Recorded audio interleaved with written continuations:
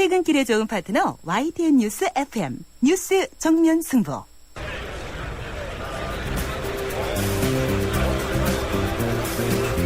그들의 이야기가 아닌 우리, 진짜 우리들의 이야기를 들어봅니다. 시장에서 만난 오늘의 민심, 시장의 소리.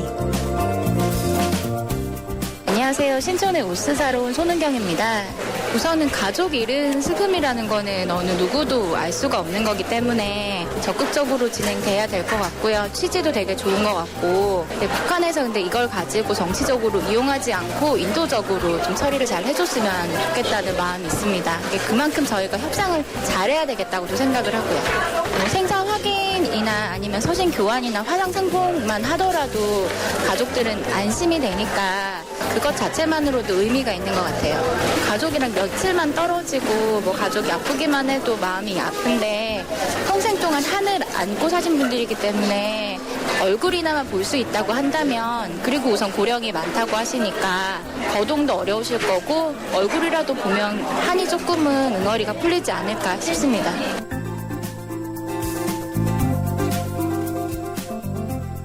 네, 강지원의 뉴스 정면 승부 3라운드입니다. 매일 3라운드에서는요, 진짜 민심이 들리는 곳, 시장에서 청취자 여러분들, 우리 서민들의 목소리를 듣고 있습니다.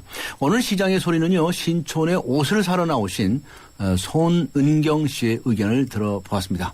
남북 이산가족 상봉이 자주 이루어졌으면 좋겠고, 서로에게 소식도 전해주고 화상상봉처럼 대책들을 마련해서 이산 가족분들의 마음을 다독여줬으면 좋겠다는 말씀을 해주셨습니다. 오늘 강조는 뉴스 정면 승부 예스와 노에서는요, 이런 질문을 드렸습니다. 잇따른 복지 사각지대의 안타까운 소식, 정부의 복지정책 수정이 필요합니까? 라는 질문을 드렸었는데요. 많은 분들께서 답변을 주시고 계십니다. 보내주신 의견 중에서 몇 분 말씀 들어보겠습니다. 2488님, 예스라는 의견을 주셨네요. 정부가 적극적으로 나서서 복지 정책들을 전면 검토하고 수정할 의무가 있다고 봅니다. 반복적인 자살을 막기 위해서라도 정부가 힘 좀 쓰세요. 라고 적어주셨습니다. 6461님, 예스라고 쓰셨군요. 돈 때문에 목숨을 포기하는 이런 안타까운 사건들이 반복되고 있다는 것은 분명 복지정책에 전반적으로 문제가 있다는 것이지요. 라고 적어주시고요. 저소득층도 정부가 품어야 할 소중한 국민입니다. 복지정책 개선돼야 합니다. 라고 강경하게 적어주셨습니다. 네, 아직 의견 주지 않으신 분들 의견 보내주시기 바랍니다. 휴대전화 우물정 0945 우물정 0945번으로 의견 보내주시기 바랍니다. YTN 라디오 앱 예스로 듣고 계시는 분들께서는요, 게시판에 남겨주셔도 됩니다. 의견 주신 분들께는 세계 지성인의 필독지 월간 르몽드 디플로마티크 3개월 구독권, 그리고 맥스무비 영화 예배권 준비하겠습니다. 퇴근길의 파트너 YTN FM 94.5 주판수 고정해 주시기 바라고요. 그럼 지금부터 강조의 뉴스 정면 승부 3라운드 들어가겠습니다. SUV는 정숙하지 않다, 편안하지 않다, 부드럽지 않다. 그것이 SUV라면 산타페는 SUV가 아니다. 강인함은 물론 세단의 부드러움까지 가장 진화된 산타페 2014 탄생. New thinking, new possibilities. 현대자동차.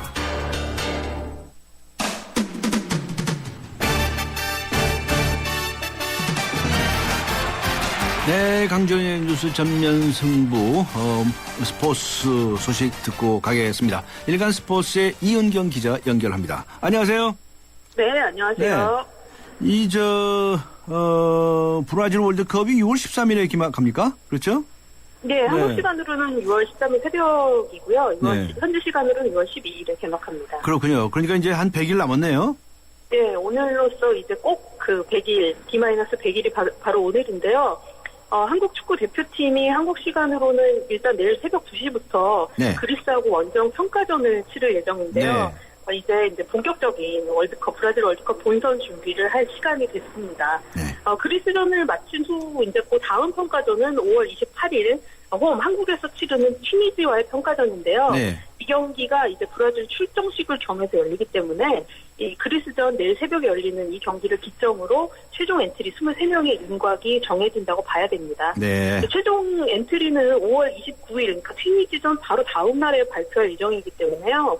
사실상 튀니지전에 나오는 선수들이 그 엔트리에 들어갈 선수들이 아마 될 거고 네. 내일 새벽에 그리스전은 그야말로 최종 수능, 마지막 수능 시험이 될 것으로 보입니다. 홍명보 감독이 오늘 새벽에 열린 그 그리스 현지 기자회견에서 월드컵 D-100일 소감을 물으니까 월드컵 개막 전까지 선수들 부상을 막는 게 가장 큰 숙제다 이런 얘기를 했습니다.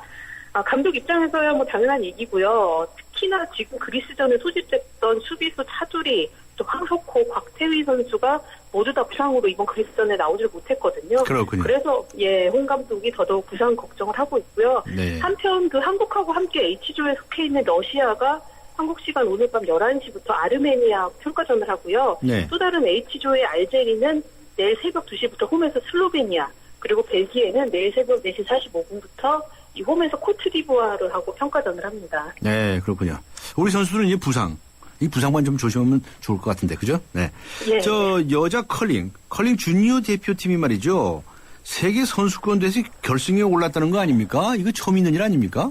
네, 이 한국 컬링이 주니어 세계선수권 대회에서 사상 처음으로 세계대회 결승 무대를 밟았습니다. 네. 오늘 새벽에요, 스위스 플림스에서 열린 2014년 주니어 컬링 세계선수권 대회 준결승에서 한국이 스웨덴을 7대4로 이기고 결승에 올랐습니다. 한국은 내일 새벽에 캐나다하고 결승전을 치르게 되는데요. 주니어와 시니어를 통틀어서 지금 세계선수권 대회 결승에 오른 거는 컬링 사상 이번이 처음이고요. 네, 처음이죠. 일단 결승에 올랐기 때문에 은메달은 지금 확보를 한 거거든요. 네. 메달을 따는 것도 이번이 또 사상 처음입니다. 네. 종전까지 최고 성적이 2004년 주니어 남자 대표팀, 그리고 2012년 이 성인 여자 대표팀이 세계선수권 대회에서 4위에 올랐던 건데요. 더 놀라운 게 이번 주니어 여자 대표팀이 또 사상 처음으로 세계선수권 대회에 자력 진출을 했다고 합니다. 그러니까 예. 처음으로 자력 진출했는데 그 첫 대회에서 결승에 오르는 그런 아주 놀라운 일을 해냈고요. 네. 이번에 나온 선수들이 대부분 이제 20살, 21살, 18살, 19살 이런 아주 어린 선수들인데 네. 여자 대표팀, 주니어 대표팀 선전하면서 2018년 평창 동계올림픽 컬링 전망도 더더욱 밝아졌습니다. 네. 하여튼 우리나라에 제대로 된 컬링장 하나도 없다면서요? 네. 아니요, 있습니다. 의성에요. 이 컬링 전용 구장이 있는데요. 네. 이 경기장 덕분에 선수들이 연습을 좀 더 편하게 할 수 있었다 이런 얘기들을 많이 하고 네. 있습니다. 경기도에서 또 하나 만든다고도 하고요. 네. 알겠습니다. 고맙습니다. 여기서 마치겠습니다. 네, 지금까지 네, 일간 감사합니다. 스포츠의 이은경 기자와 함께 했습니다. 네, 이 시각 교통 상황 알아보겠습니다. 박화영 캐스터입니다. 예, 해가 기울고 시간이 좀 지나자 퇴근길 차량들이 도로 위로 가득합니다. 경인로 따라 영등포역 가는 길, 구로역에서 신도림역까지 교통량이 많아지면서 정체가 되고 있고요. 반대쪽으로도 구로역에서 개봉사거리 구간으로 지체 서행되는 가운데 구로 지하차도 지나는 데는 양방향으로 속도 올릴 수가 없겠습니다. 한남대로 1호 터널 출구 이전부터 한남 2호가초도를 지나서 신사역까지 쭉 밀려 있고요. 남산 3호 터널도 강남 쪽으로 터널 북단 부터 중앙 경리단까지 지체 서행되고 있습니다. 고속도로 중에서는 영동고속도로 강릉 쪽으로 반월터널 부근, 인천 쪽으로는 동수원에서 광교터널, 군자에서 서창분기점까지 밀립니다. 뉴스 정면승부 교통정보였습니다.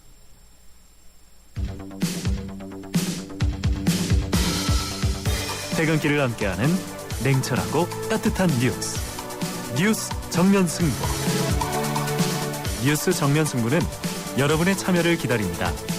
50원의 유료 문자 샵 0945와 YTN 라디오 스마트폰 어플리케이션 예스를 통해 여러분의 의견을 보내주세요. 뉴스 정면승부는 여러분의 의견에 항상 귀 기울이고 있습니다. 네, 강전의 뉴스 정면 승부 3라운드 정면 인터뷰 함께합니다. 얼마 전에 송파구 석촌동에서는 생활고를 비관한 세 모녀가 단독주택 지하에서 숨진 채 발견된 충격적인 사건이 있었죠. 70만 원과 함께 주인 아주머니께 죄송하다는 내용의 편지가 발견돼서 많은 이들을 뭉클하게 하였습니다. 이처럼 생활고에 시달리다가 극단적인 선택을 하는 사건들이 연이어 일어나고 있는데요. 박근혜 대통령도 국무회의에서 이 사건을 언급하면서 안타까움을 표했다고 하죠. 6급 사회복지사이신 서울 중구 통합조사관리팀의 팀장 장정송 씨 연결해서 이런 사례들이 과거에도 있었는지요. 우리 현재 복지에 어떤 문제점이 있는지 이야기 나눠보도록 하겠습니다. 장정송 팀장님 연결하겠습니다. 안녕하세요. 네, 안녕하세요. 네, 사회복지사로서 고생이 많으신데 언제 어디서 얼마 동안 이렇게 사회복지사로 일하셨나요? 네, 저는 서울시 공무원 91년도에 입사를 했고요. 네. 주로 동주민센터와 구청의 복지부서에서 일을 했습니다. 네. 그리고 현재는 중구청 통합조사관리팀 팀장으로 근무하고 있습니다. 네, 복지사 여러분들에게 참 고생이 많으시다는 얘기는 저희들이 참 많이 듣고 있었는데요. 앞에 말씀드린 것처럼 그 생활고를 비관해서 목숨을 끊는 사건이 연이어서 발생되고 있지 않습니까? 그 네네. 예전에도 이런 사례들이 있었나요? 네. 네. 제 바로 주변에서 뭐 자살로 연결된 사건을 경험하지는 못했습니다. 근데 네. 그동안 이제 매스컴을 통해서 보도된 유사한 사건들은 되게 많았던 것 같아요. 네. 네, 저희가 뭐 가깝게는 2012년도에 네. 경남에서 뭐 부양의무자 기준 초과로 수급에서 제외되신 어르신이 네. 농약을 마시고 스스로 목숨을 끊은 일이 있었고요. 네. 네. 충북에서도 또 이런 유사한 일이 있었습니다. 네. 네. 그런데 복지사분들 입장에서는 너무 안타까우실 텐데요. 네, 한 네. 분이라도 더 이렇게 더 지원해드리고 싶은 마음이 있으실 거 아니겠습니까? 근데 어떤 네. 어려운 점이 있으신가요? 저희가 이제 현장에서 일하다 보면 네. 지원을 받아야 하는 안타까운 상황임에도 불구하고 이제 기준에 네. 부적합해서 지원받지 못하는 경우가 매우 많은데요. 네. 이제 대부분의 이제 그런 애가 그 부양의무자 기준 초과로 인해서 지원을 받지 못하는 경우가 있습니다. 네. 저희가 이제 일전에 저희 구에서도 수급자 신청을 하러 온 한 중년 남자분이 계셨는데요. 네. 그분이 이제 질병으로 인해서 그 시력을 상실을 점점 하고 가고 있었는데, 네. 네. 예, 이분은 이제 동사무소에 오시면서 당연히 본인은 몸이 아파서 일을 못하니까 도움을 받을 수 있을 거라고 생각을 했겠죠. 네. 근데 이제 이분 또한 그 생존에 계시는 어머님이 네. 보훈수당을 받고 계셨어요. 네. 그래서 이 어머님 때문에 부양의무자 기준으로 인해서 선정을 받지를 못한 안타까운 사연이 있었고요. 네. 저희 같은 경우에는 이 분을 그 민간기금 지원을 통해서 네. 그 의료비 지원을 받을 수 있도록 치료를 받을 수 있도록 연결을 해서 도움을 드리긴 했었습니다. 네, 그렇군요. 참 잘하셨군요. 그런데 앞에 말씀하신 걸 들어보니까 생존 어머니가 살아계신데 보훈수당을 받고 계시면 네. 부양 의무자 조건에 걸립니까? 네네. 아. 저희가 부양의무자 기준이 예. 직계 좀비석이거든요. 예. 나를 중심으로 해서 위로 부모님과 아래로는 자녀까지. 예. 네. 그런데 이분이 그 보건수당 받으시는 어머니 도움을 받기 어려웠을 거 아닙니까? 그렇지만 이제 저희 그 기초수급자 선정 기준에는 네. 본인의 소득 재산도 보지만 또 부양의무자의 소득과 재산 기준을 보는 이런 기준이 있습니다. 그렇군요. 그런 때 네네. 정말 안타까우시겠어요. 그래서 이런 기준들이 좀 완화돼야 되겠다. 혹시 그런 생각 안 하십니까? 네. 네. 저는 이제 이게 개인적으로는 네. 부양의무자 기준은 조금 많이 완화됐으면 하는 바람이 있습니다. 아, 그렇군요. 네. 현장에서 일하다 보니까 정말 절실하게 느끼실 거예요, 그죠? 네네네. 네. 혹시나 말이죠. 이 본인이 여러 가지 이 혜택을 받을 수 있는데 정말 정보에 어두워서 정말 알지 못해서 신청을 하지 못한다든가 도움을 받지 못한다든가 그런 일도 있지 않겠습니까? 물론 정보를 알지 못해서 신청을 하지 못하는 분들도 있을 것 같기는 해요. 네. 예. 근데 이제 각 그 시도 자치구에서는 여러 가지 방법으로 반상회보, 뭐 자치신문, 보도자료, 네. 뭐 직능단체 회의, 뭐 이런 것들을 통해서 네. 홍보를 하고 있는데 이제 네. 그 부분도 한계가 좀 있는 것 같고요. 네. 또 이분들은 뭐 각 구청의 홈페이지나 인터넷에 이렇게 정보를 쳐보면 네. 금방 알 수 있는 정보도 네. 이분들이 갖고 있는 뭐 고령자이거나 예, 예. 장애인이거나 그러게요. 문맹 등으로 인해서 네. 이런 온라인에 대한 정보 접근성이 낮을 수도 있을 것 같아요. 그렇죠. 예. 네. 그리고 또 저희 이제 이번에 뭐 송파 사건 같은 경우도 저희가 그 서울이라는 도시 지역 특성이 네. 좀 저희가 어렵게 생활을 하고 있는 가구에도 좀 밖에 이웃들에게 쉽게 노출되지 않는 네. 뭐 이런 부분이 좀 있었던 것 같기도 해요. 네, 알겠습니다. 있는 것 같기도 해요. 네. 네, 알겠습니다. 딱 한 가지만 간단히.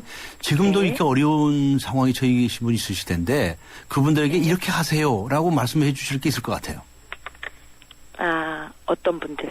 예, 지금 어려움에 처하신 분들이 뭐 이게 구청을 찾아가거나 이렇게 하면 됩니까? 일단은 제일 먼저 가장 가깝게 있는 동주민센터의 사용 동주민센터에 담당이나 찾아가세요. 네. 구청의 복지과 담당하고 상담을 통하면 네. 여러 가지 이제 도움을 받으실 수도 있을 것 같아요. 그렇군요. 네네. 앞에 말씀하신 것처럼 민간 기금을 또 연결시켜 주신다든가 여러 가지 네네네. 도움의 손길이 있다 이런 말씀이시네요. 네네. 네, 오늘 말씀 감사합니다. 네, 고맙습니다. 네, 지금까지 6급 사회복지사이시죠. 서울중구청의 장정송 팀장과 함께 했습니다.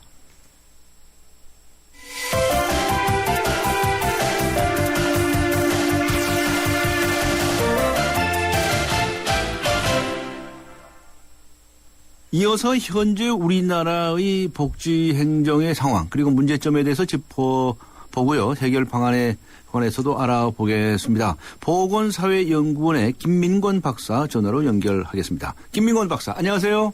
예, 안녕하세요. 네, 세모녀 사건이 우리들에게 충격을 주었었는데요. 이 정부 지원 대상자가 아니었다라고는 그런 말이 있는데 말이죠. 어떻게 보시나요? 예, 빈곤에 대한 최종적인 사회 안전망은 우리나라의 경우에는 국민기초생활보장제도가 있습니다. 네.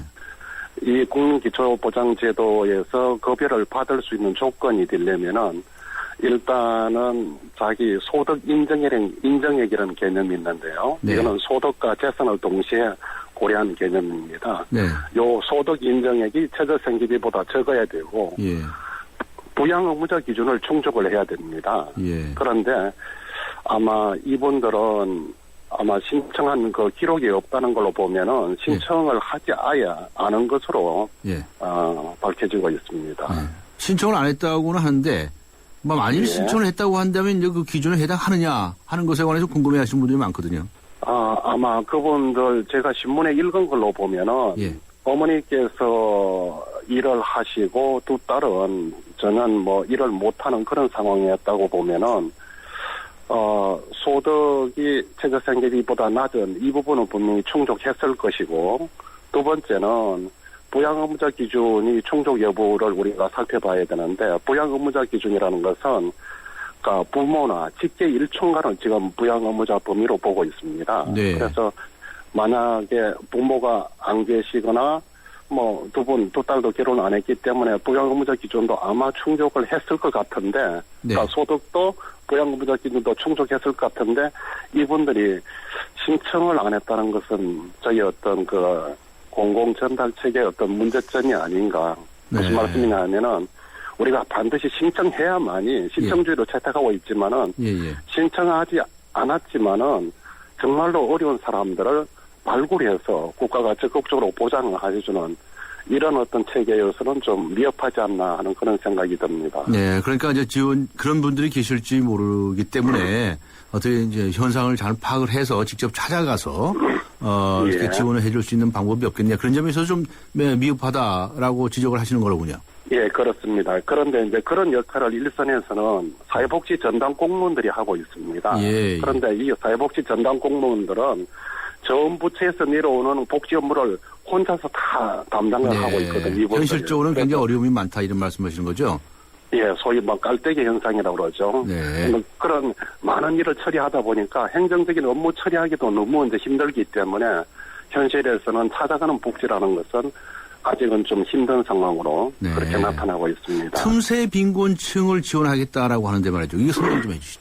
예, 틈새 빈곤층이라는 것은 우리나라 빈곤 인구를 약 한 7.8%로 보고 있습니다. 네. 그럼 7.8%면은 약 400만 명 정도 되는 것이죠. 네. 그런데 국민기초생활보장제도에서 보장을 해주고 있는 인원은 약 한 135만 명. 예. 그러면 이제 가난하지만은 국민기초생활보장제도에서 국가 보장을 받고 있지 못하는 사람들이 있는 것이거든요. 예. 그러니까 이런 분들에 대해서 지자체라든지 또는 뭐 정부 제도로서는 긴급지원제도라고 있습니다. 이런 제도를 통해서 보장을 해주는 그런 것을 틈새시장의 어떤 뭐 복지가 되겠죠. 네. 그러니까 이번에 좀 그런 것들을 보완하겠다고 하나요? 좀 어떻게 나오고 있나요? 그 정책이라는 것은 사실은 어떤 큰 사건이 있으면 상당히 많이 발전되는 게 우리 현실입니다. 그런 점을 감안하면은 긴급지원제도 이런 부분에 대해서 선정 기준이라든지 급여 수준이라든지 이런 부분에서 좀 완화될 것으로 기대를 하고 있습니다. 네. 그런 방향으로 고쳐져야 된다고 생각하시는 거죠? 예, 그렇죠. 네. 특히 더 좋은 것은 국민기초보장 제도로서 제도적인 보장을 해주는 게 제일 좋습니다. 그런데 이분들이 이제 보장을 못 받고 있는 이유가 크게 보면 두 가지거든요. 가난하지만은 기초보장제도의 혜택을 못 받고 있는 이유는 첫 번째는 부양의무자 기준을 충족하지 못한다. 네. 이 부양의무자 기준을 좀 현실에 맞게 완화를 해야겠죠. 네. 이제 두 번째는 재산을 소득으로 환산하는 제도가 있습니다. 이럴 때 예를 들어서 성룡차가 있으면은 환산율이 100%입니다. 이 이야기는 300만 원짜리 성룡차를 갖고 있으면은 월 소득 300만 원으로 간주한다는 거예요. 예, 알겠습니다. 그래서 이런 부분이 현실에 맞지 않기 때문에 좀 완화시켜야 된다 이런 말씀이시군요. 예, 그렇습니다. 네, 완화시켜서 기초보장제도의 대상자를 늘려가는 방향으로 제도가 바뀌어야 될 것으로 판단하고 있습니다. 알겠습니다. 앞에 긴급지원제도 말씀하셨는데요. 구체적으로 일반 지원제도하고 뭐가 다른지 마지막으로 그걸 말씀해 주시겠습니까? 긴급지원제도라는 것은 국민기초생활보장제도는 이제 정형화된 어떤 제도라면은 이거는 가교 역할을 하는 제도입니다. 원래 제도의 설계로서는. 그래서 일시적으로 상당히 어려운 사람이 긴급지원제도로부터 혜택을 받고 그리고 나서 이 사람이 뭐 기초보장제도에서 보장을 해줄 것인지 아니면은 일반 시장에서 그냥 나갈 것인지 이런 가교적인 역할을 하는 제도가 긴급지원제도고 이 제도에 있어서는 생계비가 어렵다면은 생계비를 지원한다든지 급격하게 아파서 병원에 가야 된다면은 긴급 의료 지원을 한다든지 이런 어떤 제도입니다. 네. 정말 형편이 어려우신 분들은 이 긴급지원제도 신청하면 되겠군요. 예, 그렇습니다. 알겠습니다. 오늘 여기까지 듣도록 하겠습니다. 감사합니다. 예, 수고하십시오. 지금까지 보건사회연구원의 김민권 박사였습니다. 커피. 프림의 가장 많은 첨가물 카제인도. 두 번째 많은 첨가물 인산염도. 전혀 넣지 않은 대한민국 단 하나뿐인 커피. 좋은 커피란 이런 것. 커피를 바꾼 좋은 생각. French Cafe Cafe Mix Nouveau. 침대는 과학이다. 침대과학 50년이 이룬 세계 최고 기술력. 배우던 나라에서 가르치는 나라로 우리 침대에서 자기 할 것이다. 전 세계인을. 에이스 침대. 네, 강지훈의 뉴스 정면 승부 3부 여기서 마치고요. 잠시 후 4부에서는 우리를 바꾸는 수다 코너에서 교육평론가 이범 씨와 함께 우리나라 대학 이슈 제도 문제 이야기 좀 나눠보겠습니다. 서양 고전음악을 완성시킨 천재 작곡가 악성 베토벤. 그의 음악적 잠재력을 일깨워준 사람은 스승인 크리스티안 네페 선생님이었습니다. 네페 선생님은 지루한 이론과 반복적인 연습을 강요하지 않았습니다. 이탈리아와 프랑스, 독일의 유명한 오페라를 감상할 기회를 마련했고 어린 베토벤이 음악에 대해 더 깊이 느끼고 생각할 수 있도록 이끌었습니다. 가르치는 것이 아니라 깨우치는 교육, 아이들의 잠재력을 활짝 꽃피우는 우리 교육의 희망입니다.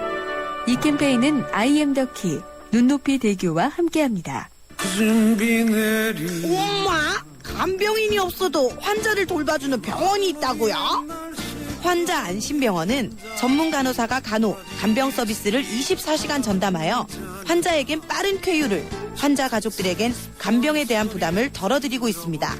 환자 안심병원 이용 정보는 02-2276-7000번 또는 검색창에 환자 안심병원을 검색하세요.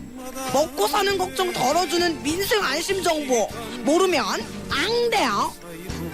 천만 시민 생활의 힘 캠페인은 서울특별시가 함께합니다. 살아있는 뉴스 깨어있는 방송 한국의 뉴스 채널 YTN 뉴스 FM. 네, 강지원의 뉴스 정면 승부 4부 들어가겠습니다. 강지원의 뉴스 정면 승부 예스와 노에서는 이런 질문을 드리고 있습니다. 잇따른 복지 사각지대의 안타까운 소식, 정부의 복지정책 수정이 필요합니까? 라는 질문을 드렸는데요. 많은 분들께서 의견을 보내주시고 계십니다. 몇 분 소개해드리죠. 5756님. 노라고 적으셨군요. 우리 복지가 점점 나아지고 좋아지고 있다고 생각합니다. 급속한 경제 발전에서는 아직 부족하다고 여겨지지만 복지정책 수정은 필요하지 않아요. 라고 적어주셨고요. 8102님. 예스라고 적어주셨습니다. 복지 사각지대에 몰린 사람들을 구제해줄 복지정책 수정이 필요합니다. 시대에 맞춰서 정책들이 변화해야 하는 건 너무나도 당연한 일인데도 미룰 필요가 없지요. 라고 적어주셨습니다. 아직 의견 주시지 않으신 분들께서는요. 휴대전화와 우물정 0945 휴대전화 우물정 0945에 의견을 남겨주시고요. YTN 라디오 앱 예스로 듣고 계시는 분들께서는 게시판에 남겨주셔도 되겠습니다. 의견 남겨주신 분들 중에서 추첨을 해서 세계 지성인의 필독지 월간 르몽드 디플로마티크 3개월 구독권 그리고 맥스무비 영화 예매권을 드리도록 하겠습니다. 4부 들어가겠습니다.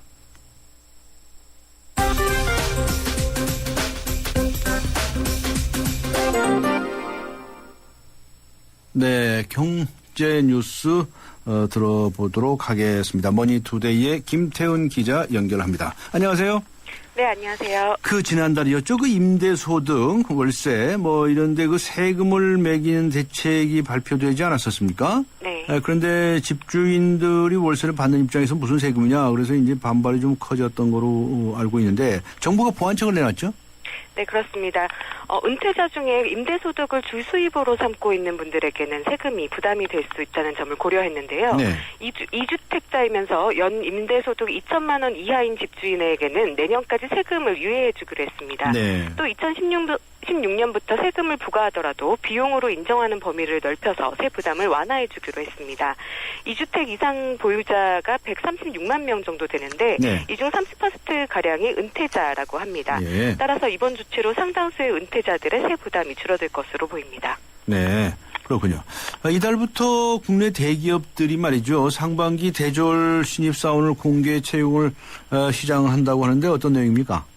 네. 우선 SK그룹이 지난 3일 10개 계열사가 인턴 채용 공고를 내고 원서 접수에 들어갔습니다. 네. LG그룹은 오늘 LG화학을 시작으로 계열사들이 차례로 채용에 나섰고 삼성그룹은 24일에서 28일 지원서를 접수하고 다음 달 13일 직무 적성 검사를 치르기로 했습니다. 현대차그룹은 이달 중순 포스코는 이달 말부터 서류 접수에 들어갑니다. 채용 규모는 대체로 지난해와 비슷하거나 조금 늘어날 것으로 보입니다. 삼성그룹은 올해 고졸과 경력직 모두를 포함해서 전체 인력 채용 규모를 지난해와 비슷한 2만 6천 명 수준을 유지한다는 계획입니다. 현대차그룹은 그룹 출범 후 최대 규모인 8,600여 명을, LG그룹은 1만 2천 명을 선발하기로 했습니다. 네, 알겠습니다. 오늘은 여기까지 듣도록 하겠습니다. 고맙습니다. 감사합니다. 네, 지금까지 머니투데이의 김태은 기자와 함께 했습니다. 강지원 변호사와 함께하는 유쾌한 수다 한판. 우리를 바꾸는 수다.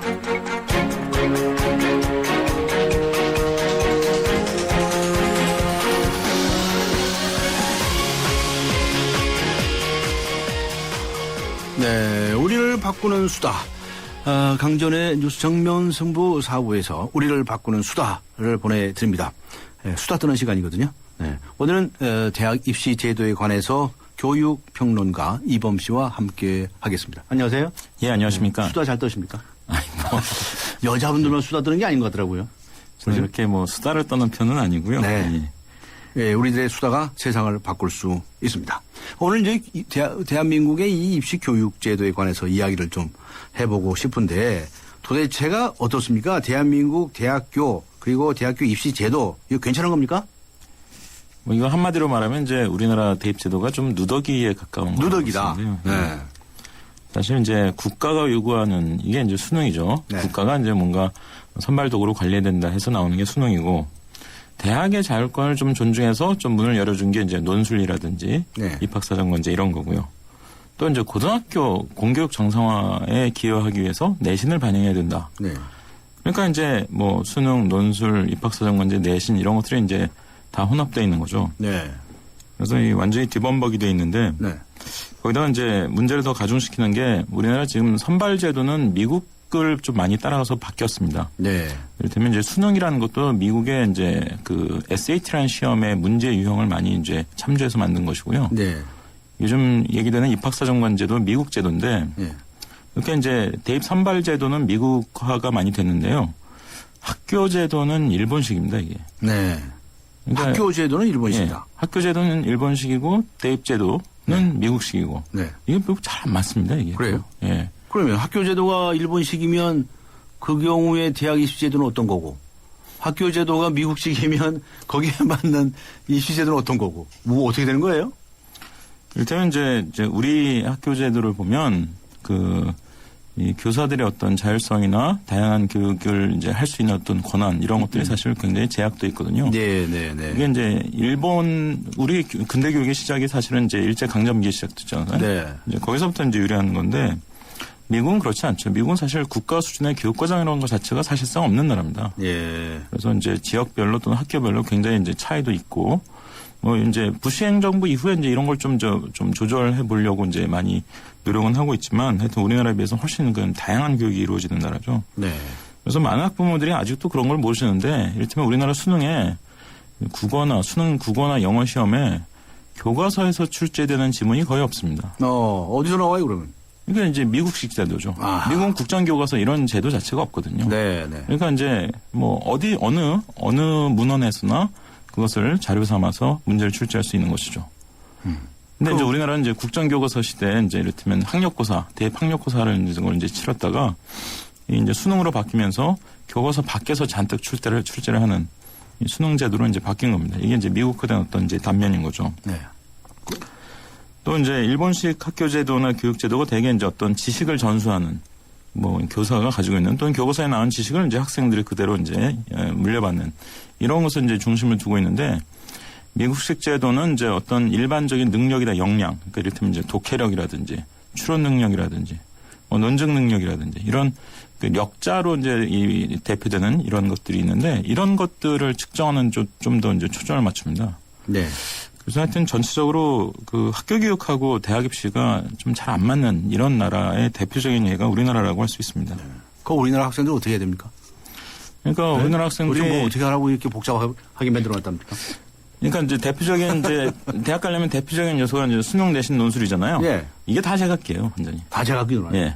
그러니까 고등학교 내신이 수능 준비에 도움이 되느냐? 어느 정도는 좀 도움이 됩니다. 뭐 수학 같은 건 특히 좀 도움이 되죠. 그런데 뭐 국어나 영어 같은 건 내신하고 수능하고 준비를 상당히 제각기 해야 됩니다. 네. 더구나 논술 준비는 고등학교에서 전혀 안 되죠. 왜냐하면 그 수능은 그래도 대부분 학생들이 봐야 되는 시험이니까 학교에서 좀 준비를 해주는데 논술은 그거 치르는 대학이 30개 대학밖에 없거든요. 네. 그러니까 이게 완전히 이제 사교육의 이제 영역으로 넘어가 버리는 거죠. 네. 그래서 수능, 내신, 논술 이런 것들이 이제 완전히 제각기로 놀고 대입에서 요구하는 거하고 고등학교에서 수행하는 게 상당히 좀 이렇게 잘 매칭이 되지 않는 이런 구조를 가지고 있어요. 그러니까 논술 준비를 할 거냐 말 거냐 그러면 이제 어느 대학 갈 거냐 먼저 정해놓고 그렇죠. 해야 되겠네. 근데 이제 학부모님들을 위해서 약간 팁을 드리자면 네. 이제 작년 말에 이제 제도가 바뀌었죠. 새 제도가 발표되면서 이제 수능으로 대학 갈 거냐, 논술로 갈 거냐, 이제 학생부 특히 이제 주로 내신 성적이죠. 이거로 갈 거냐, 아니면 입학사정관제로 갈 거냐. 요 칸막이가 상당히 이제 좀 명확해졌습니다. 아하. 어떻게 명확해졌어요? 옛날에는요, 이거저거 다 잘해야 되는 제도가 많았어요. 네. 어떤 전형으로 대학 가려고 하면 이것도 잘해도 저것도 잘해도 그것도 잘해도 이런 전형들이 많았는데 이제 새 정부 들어서 이걸 대충 다 정리했습니다. 그래서 수능으로 갈 거냐, 내신으로 갈 거냐, 논술로 갈 거냐, 입학사정관제로 갈 거냐. 이걸 좀 명확하게 좀 구분을 해놨어요. 그러니까 이제 내가 이 네 가지 중에 어느 것으로 대학을 갈 것인지를 좀 정하면 그 다음에는 좀 헛고생을 좀 줄일 수 있습니다. 그래서 저는 바뀐 제도가 뭐 이상적인 제도는 아니지만 그래도 기존 제도보다는 좀 나아진 점이 있는 것 같아요. 대학교 입장에서는 이제 입시 체제를 어떻게 하는데요? 이 네 가지 중, 세 가지 네 가지 중에서. 그러니까 대학에서는 이제 일부 정원은 수능만으로 뽑고 이게 이른바 정시죠. 나머지 세 가지의 수시인데 또 수시의 일부 정원은 논술로 뽑고 일부 정원은 입학사정관제로 뽑고 일부 정원은 이제 내신으로 뽑고 뭐 이런 이제 여러 가지 이제 전형들을 대학에서는 열어놓고 있는 거죠. 그러니까 같은 대학 같은 학과를 들어간다 할지라도 이런 이제 몇 가지 이 네 가지 정도 되는 전형으로 다 같은 대학 같은 학과를 들어갈 수 있는 선발 방식이 열려 다 있는 다르다. 그러니까 학생들은 이제 내가 무슨 전형으로 대학을 갈 것인지를 정하는 게 상당히 이제 앞으로 이제 중요해지는 거죠. 이제. 도대체 그러면 뭐가 문제입니까? 뭘 좀 뜯어 고쳐야 학부모들도 편해지고 더 그것보다 더 우리 학생들이 편안해질 수 있을까요? 뭐 근본적으로 따지면 이제 우리나라 이제 고질적인 학벌주의라든지 무슨 대학 사회로 얘기를 할 수 있겠는데 뭐 지금 뭐 그 얘기를 하면 한도 끝도 없을 것 같고요. 좀 더 이제 제도적으로 좀 그 원포인트로 좀 개혁할 만한 게 한 두 가지 있는데 일단 이제 우리나라 이제 내신이나 수능이 다 상대평가입니다. 석차를 매겨서 평가를 하는데요. 선진국에서는 사실 예를 찾아볼 수 없는 거죠. 대학 입시도 절대평가 그리고 내신도 다 절대평가거든요. 우리나라는 이제 내신과 수능이 다 이제 상대평가니까 그러니까 이제 이를테면 얼마 전에도 박근혜 대통령께서 뭐 수능 영어 난이도를 좀 낮춰야 되지 않겠냐 뭐 이런 얘기를 하셨단 말이에요. 그럼 난이도를 낮추면 아이들의 좀 부담이 줄어드냐? 별로 줄어들지 않습니다. 어차피 상대평가니까 남을 제껴야 되거든요. 석차를 올려야 되거든요. 그렇다고 해서 절대평가를 하기가 쉽겠습니까? 미국의 SAT가 절대평가죠. 그러니까 SAT가 절대평가를 하게 되면 불공정성, 뭐 봐줬다, 온갖 시비가 많이 붙을 가능성도 많아요. 미국 SAT가 그런 시비를 받은 적은 한 번도 없죠. 미국 SAT가 우리나라 수능 비슷한 오지선다지 않습니까? 그런데 1년에 7번 보고 뭐 봤다가 못 보면 또 볼 수도 있고 작년에 미리 봐도 인정되고 뭐 이런 유형의 시험이죠. 유럽은 이제 대학 입시가 다 논술형으로 되어 있는데요. 이것도 물론 다 100% 절대평가입니다. 그러니까 이 절대평가로 이제 운영을 하게 되면 어쨌든 그 절대평가에서 적정한 난이도를 유지하면 학생 입장에서는 뭐 경쟁자를 의식해서 쟤들을 다 내가 제껴야 되겠다 이런 것을 목표로 삼지 않고 요구하는 수준에 딱 도달하면 끝나는 거니까. 근데 이제 교육부가 뭔가 좀 변화의 조짐이 보이긴 보여요. 이제 올해 고1부터 이제 수능 국사가 필수 과목이 된단 말이에요. 한때 선택 과목으로 한 10년간 운영됐는데 다시 필수 과목이 됩니다. 근데 이걸 이제 절대평가로 하기로 했어요. 절대평가로? 우리나라 수능 역사상 최초로 이제 국사가 처음으로 절대평가 과목으로 이제 도입됩니다. 그리고 이제 이번에 이제 대통령 말씀도 있고 해서 교육부에서 수능 영어를 절대평가로 전환하는 것을 중장기적으로 검토하겠다. 그런 발표를 했거든요. 근데 저는 궁극적으로 대입 시험이라는 것은 기본적으로 다 절대평가로 전환되어야 된다라고. 절대평가로? 절대평가로 변하게 되면 뭐 수험생들은 좀 부담감이 줄어들죠. 지금 아무리 난이도를 낮춰도 어차피 남을 제껴야 되는 것은 똑같으니까 난이도를 낮추면 낮추는 대로 또 안 틀리기 경쟁을 해야 됩니다. 절대평가를 하더라도 점수 많이 받으려고 한다면 또 물론 그럴 수 있죠. 마찬가지 아니에요? 하지만 무한 경쟁을 할 필요는 없죠. 남을 이기는 것이 목표가 되는 것과 일정 수준에 도달하는 것이 목표가 되는 것은 분명히 다르거든요. 그 학생들 편안하게 자기 하고 싶으면 공부 좀 하게 하고 그리고 나서 대학에서 입맛에 드는 학생들을 뽑게 하면 되는 거 아닙니까? 지금 굉장히 중요한 말씀하셨는데요. 학생들이 원하는 것을 좀 공부하게 하고 라고 말씀하셨잖아요. 그게 우리나라에서 불가능해요. 그게 왜 안 되는 겁니까? 이를테면 내가 역사에 관심이 많아요. 그래서 역사 과목을 더 많이 듣고 싶어요. 이게 일반 고등학교에서 가능할 것 같습니까? 절대로 불가능하죠. 그러니까 굉장히 획일적인 체제죠. 공교육 과정에서 불가능하다. 그렇죠. 그러니까 학생들이 발휘할 수 있는 선택권이라는 게 사실상 없습니다. 문이과 나누는 것밖에 없죠, 사실. 뭐 자기 고등학교에서 배우는 과목도 그렇고 수능 과목도 그렇고 다 똑같은 거 짜여진 거 하게 돼 있는. 이렇게 사실 선진국에서 찾아볼 수 없는 참 특이한 그러니까 제도입니다. 이제 뭐 자연히 학원 쫓아다니고 뭐 이렇게 이제 사교육에 빠지기 마련이죠. 그 사교육을 또 많이 받는다고 한다면 이게 또 돈이 든단 말이에요. 그렇죠. 그러니까 뭐 집안에 돈이 좀 많다, 소득수준이 높다, 그러면 입시 결과가 좀 더 높게 나오는 그런 경향이 있다면서요? 그렇죠. 그건 사실 우리나라만이 아니라 전세적으로 다 그런데요. 근데 우리나라가 이제 그 과거보다 상당히 빠른 속도로 이게 심해지고 있죠. 그래서 이제 그 이유가 뭐냐 이런 것들을 좀 들여다보면 지난 한 2000년 정도부터 10여 년 동안에 우리나라 대입제도가 굉장히 복잡해졌어요. 그러니까 수시라는 게 2000년 정도부터 생겼는데 이 수시가 하나가 아니고 이 내부에 이제 전형을 여러 개로 쪼개가지고 뭐 무슨 전형 별의별 전형을 다 만들고 또 그거를 또 계속 몇 년에 한 번씩 또 계속 바꿨습니다, 대학들이. 그래서 이제 뭐 뉴스에 보면은 뭐 대입 전형이 3,000가지가 넘는다. 네. 그러니까 이제 이렇게 복잡해지면 이제 아무래도 불안감이 커지고 네. 그리고 정보력이 중요해지죠. 네. 그리고 이제 복잡해. 이 설명회 같은 게 하게 되면 그냥 뭐 엄청나게 학부모들이 많이 몰리고 말이죠. 그렇죠. 학교 선생님들도 고3을 오랫동안 담당한 선생님이 아니면 사실 지금 제도는 이해하기가 참 쉽지 않아요. 제대로 모른다고 그러던데요. 예. 그래서 완전히 까먹는 무슨 입시가 아니냐 뭐 그런 얘기도 해요. 재밌는 거는 이제 학부모들 얘기를 들어보면 하여튼 첫째 보낼 때는 그래서 자기가 정보를 잘 몰라가지고 실패를 겪는 비율이 높고 첫째를 대학 보내고 나면 이게 뭔지 좀 알겠다 이제 이런 분들이 많습니다. 근데 이것도 이제 아까 말씀드렸지만 이제 새 정부에서 박근혜 정부 들어서 이제 어쨌든 한 4가지 정도로 대입 전형을 이제 단순화한 거. 이게 이제 사실 대선 공약이었거든요. 네. 그리고 박근혜 대통령뿐만 아니라 사실 지난 대선 때 문재인이나 안철수 후보도 다 비슷한 공약이 있었어요. 서너 가지로 단순화한다. 그래서 이제 지금 그 방향으로 전체적으로 가고 있기 때문에 한마디로 해서 지나친 복잡함은 조금 제어가 될 것 같아요. 입시 제도가 복잡하다는 것이 또 문제로군요. 그렇죠. 이거는 좀 단순화할 필요가 있다는 얘기예요. 앞으로는 좀 단순화 될 것 같습니다. 이미 이제 그런 정책 발표를 단순화한다고 해서 우리나라 이 입시 지역이 없어질까요? 뭐 근본적으로야 사실 이제 어느 대학 출신인지가 죽을 때까지 쫓아다니는 이상한 나라잖아요. 사실 우리나라가. 네. 이런 나라가 세계도 있어요. 네, 제가 미국이나 일본 사람들한테 물어봤는데요. 그러니까 우리나라가 미국, 일본 영향을 많이 받아서 대학 시스템이 미국, 일본하고 똑같아요. 네. 사립대 많고 이제 대학 서열 많이 벌어져 있고 이런 게 이제 근데 미국, 일본 사람들한테도 물어보면 뭐 하버드대 나왔다나 동경대 나왔다면 한 번 더 쳐다보긴 한대요. 네. 하지만 뭐 무슨 대학 출신이라고 뽑을 때 무조건 선호해주는 이런 거는 사실 우리나라가 미국, 일본보다 훨씬 심했습니다. 네. 근데 재미있는 건 요즘 최근 들어서 그게 조금 달라질 조짐이 보여요. 네. 예를 들면 이제 그 기업에서 고졸자 채용을 늘린다든지, 네. 삼성 같은 데서 이제 지방대 출신 이제 더 많이 뽑는다. 네. 아예 공식적인 발표를 했었죠, 재작년에. 네. 그리고 이제 뭐 스펙 안 보고 열린 채용 뭐 이런 것들을 이제 많이 한다. 이게 이제 기업의 인사과에 있는 사람들하고 얘기를 해보면요. 네. 스펙이 좋은 사람들을 뽑았는데 뽑아놓고 나니까 이제 도련님이나 공주님인 경우가 굉장히 많다는 거예요. 그렇죠.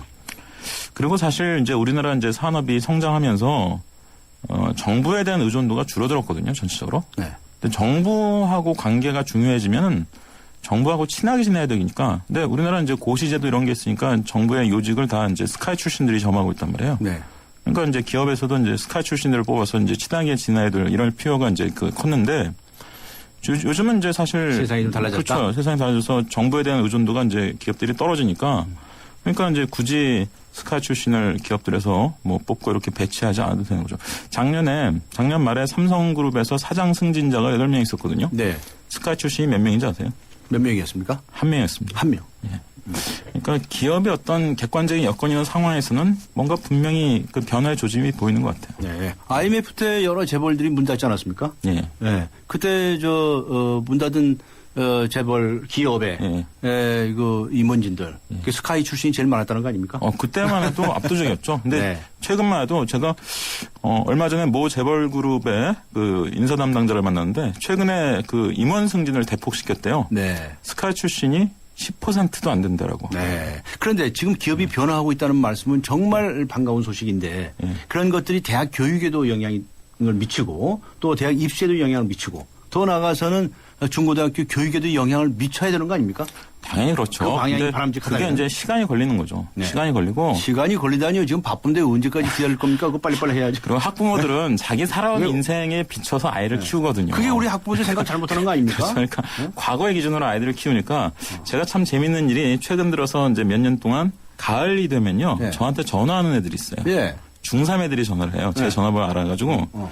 자기가 이제 옛날에 실업계고라고 불렸던 대로 요즘은 이제 특성화고등학교, 특성화고나 마이스터고에 가려고 하는데 엄마가 결사 반대한다. 반대한다, 그렇지. 그러니까 우리 엄마를 설득해달래요. 예. 그 설득 좀 해주시지. 그래서 뭐 TV에 그 스카우트 프로그램에 나가보거나. 근데 애들은 이미 아는 거예요. 대학 가봤자 무슨 뾰족한 게 생기는 거 아니라는 걸 아는 거예요. 차라리 자기 적성이나 어떤 하고자 하는 방면이 이렇게 뚜렷하면 미리부터 그쪽으로 가고 싶은데 엄마는 그걸 막는다는 거예요. 엄마와 자녀들의 전쟁이네. 예. 그런데 엄마 말이 맞습니까? 자녀들 말이 맞습니까? 그럼 이제 학생들한테 제가 해주는 얘기가 자식 이기는 부모가 없다. 일단 이 말부터 명심해라. 네. 그리고 제가 엄마가 나빠서 그런 게 아니라 대학 안 나오고 뭐 혹시나 그랬을 때 차별받는 거 어디 대학 안 나와가지고 사람 취급이라도 받습니까? 그러니까 이 풍토부터 뜯어 고쳐야죠. 엄마를 어쨌든 네가 설득하려면 이 길로 가도 대학을 갈 수 있다. 또 실제로 많이 또 가기도 하니까요. 네. 이런 얘기를 엄마한테 집중적으로 하면서 설득을 해라. 네. 이런 얘기를 하죠. 예. 도대체 이 우리나라의 고등학교 졸업생들이 대학교에 진학을 하는데 몇 %나 진학하는지 잘 아시죠? 그렇죠. 지금 70% 되는데 80% 넘게 찍었다가 최근에 70% 후반으로 70% 떨어졌습니다. 후반 정도가 되는데 세계적으로 이런 나라 있습니까? 우리나라하고 비슷한 나라가 이제 미국 같은 나라죠. 미국도 60몇 %밖에 안 됩니다. 그러니까 미국, 일본이 대학 진학률이 높은데요. 이게 이제 우리나라가 그 비슷한 거죠. 유럽이 대학 진학률이 낮죠. 스위스가 저번에 저 대통령 방문을 해가지고 매스컴을 탔죠. 그 대학 진학률이 몇 %라고 보도됐습니까? 29%. 예, 보도 내용은 기억 못합니다만 29%밖에 대학을 안 가요. 독일도 말이죠. 35% 내지 40% 그 근처에서 갑니다. 그러면 우리가 이 다음 시간에 한번 더 얘기 좀 해봅시다. 근본적으로 이런 대학 진학률을 언제까지 가져갈 거냐 이것에 대해서 우리 고민해야 되는 거 아닙니까? 그래서 근데 독일, 스웨덴, 스위스 이런 나라들이 대학 진학률이 낮아도 참 그 첨단 산업들 다 잘 해내고 하거든요. 그러니까 그 친구들은 고등학교 시절부터 전문적인 기술을 배워서 바로 사회 진출을 하고 그렇죠. 그 친구들이 아주 최고의 전문 기술자들이 된다 이런 얘기입니다. 그러니까 거기에 사회적으로 차별받지도 아니하고 대학 졸업한 사람보다 월급에 차별받지 않는다는 거죠. 실업교육을 보니까 그 나라들의 실업교육은 우리나라 전문대에서 하는 거를 거의 고등학교에서도 배우거든요. 네. 얼마든지 할 수 있지 않을까요? 그럼요. 우리나라 사회가 차츰 그 방향으로 가야 되고요. 네. 뭐 저도 복지를 늘려야 된다고 주장하는 사람입니다만 사실 복지라는 게 양만 늘려서 되는 것만은 아닙니다. 알겠습니다. 효율을 높이는 이런 노력이 필요하고요. 우리 교육 어떻게 바꿀 것인지 좀 수다를 좀 떨었는데 시간이 많이 짧았는데요. 다음 시간에 좀 나오셔서 어떻게 바꿀 것인지 어떻게 우리가 세상을 바꿀 수 있을 것인지 수다에 참여해 주셨으면 감사하겠습니다. 고맙습니다. 네, 오늘 여기서 감사합니다. 마치겠습니다. 네, 교육평론가 이범 씨와 함께 했습니다.